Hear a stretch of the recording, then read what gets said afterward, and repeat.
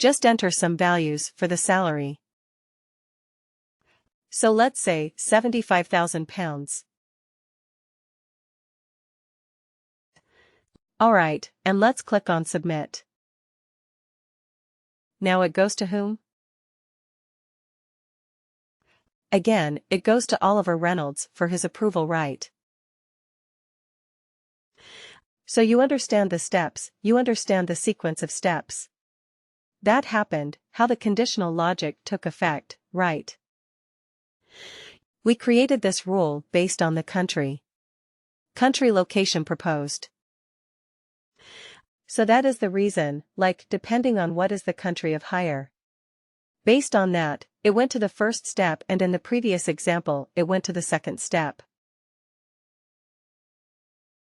So that is how this condition rule works.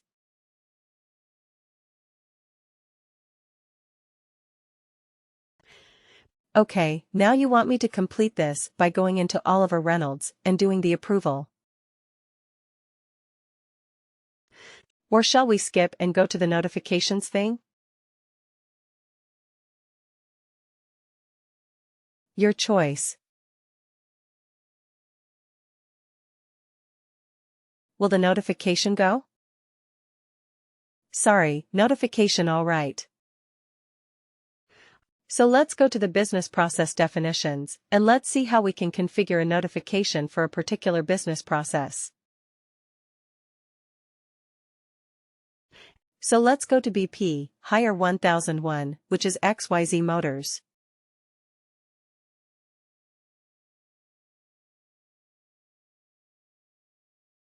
If I go to the business process definition here, I have first let me wait for it to open.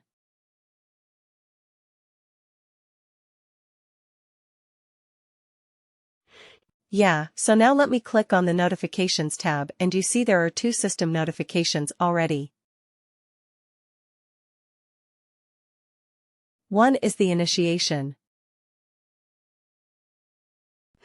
The other one is a consolidated approval, and it goes to the manager.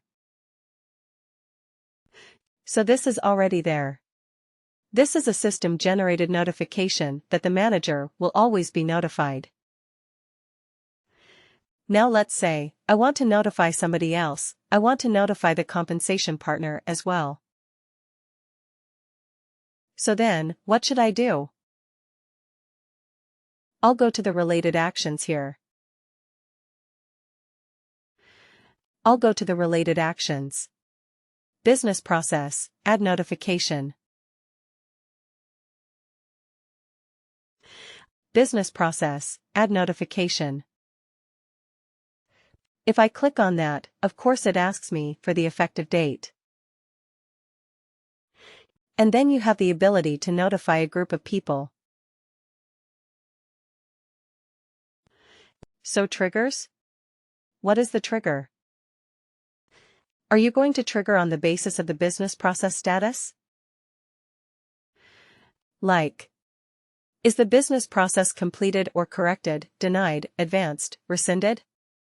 No, we are not doing it on the basis of the business process. We are doing it on entry of a particular step. Now, which step would that be? We will notify some people based on the compensation for non-UK employees. Let's say. So, based on this particular step, when this step is triggered, I want to notify the compensation partner.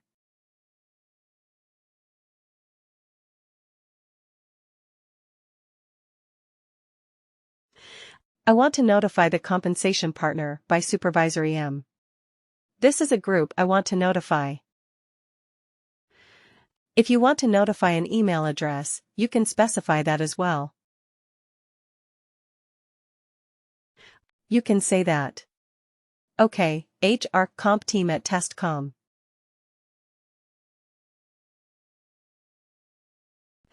This is the email address you want to notify. The compensation team. They have a distribution list. Let's say so. You want to inform them as well that this business process is now waiting for the compensation partner. The compensation partner will get a task. This email address will get a link to the task. Yes question. The groups where we mentioned the compensation partner. That would be having all the details right.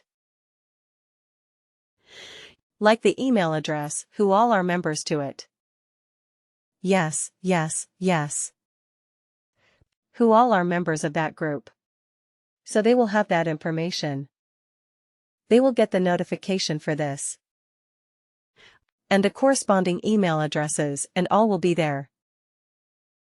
The group has the workers. Workers will have email addresses. Yes, in that way it will have it. And if you want to indicate or individually notify somebody, like let's say what was the name, let's say Logan McNeil, right? At Workday.com. If you want to individually specify email addresses, you can do that as well. Right, but then we don't do that. We typically do it by this way.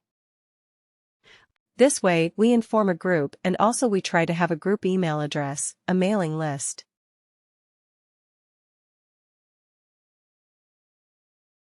Okay. Alright, and in the reply, to put something dummy.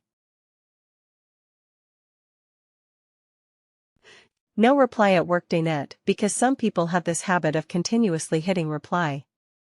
Reply all for every email. So we are not monitoring that email address. We are sending a notification. We are not expecting any response back on that, right? So you can put it like this, or if you want somebody to be notified about it, so you can say like, let's say, tickets are incident support at testcom.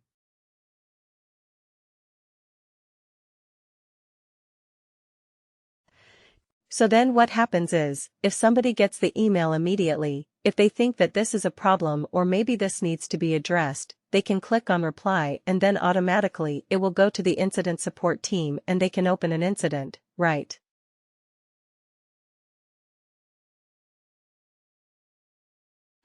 Or maybe some companies have even automated this. The moment an email comes to this email address, they will automatically create an incident, right? So if that is a situation in the organization to that level of automation, if it is existing, so you can put it here as well. So in that case, what happens? The person will just reply and a ticket will be opened. Okay. Now. Then you have the option to customize the message content and the message body. In the message content, you have two types of fields that you can populate.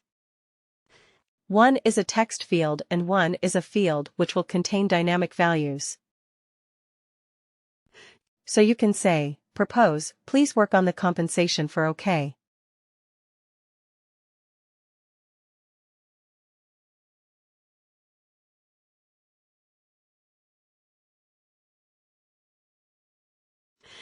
Give a gap and then add another field. And here you can say, candidate right.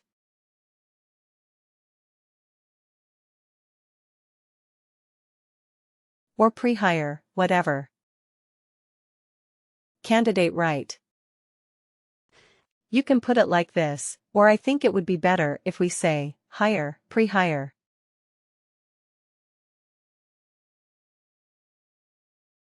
Let's see if we have pre-hire. Right. So pre-hire. So then what happens is it will send a notification saying that please work on the compensation for, and it will be dynamic. Every time we hire a new person, the notification will have the name of the candidate that you are going to hire, the name of the pre-hire that you are actually hiring. Isn't this cool? Right. So that every time you get an email, the compensation team knows that. Okay, I have to work on the compensation for such and such person. Right. So that you can go into the task, you can go into the inbox and you can find this particular name. Right. And then in the body also, you have to say that, okay, the compensation task is awaiting your action.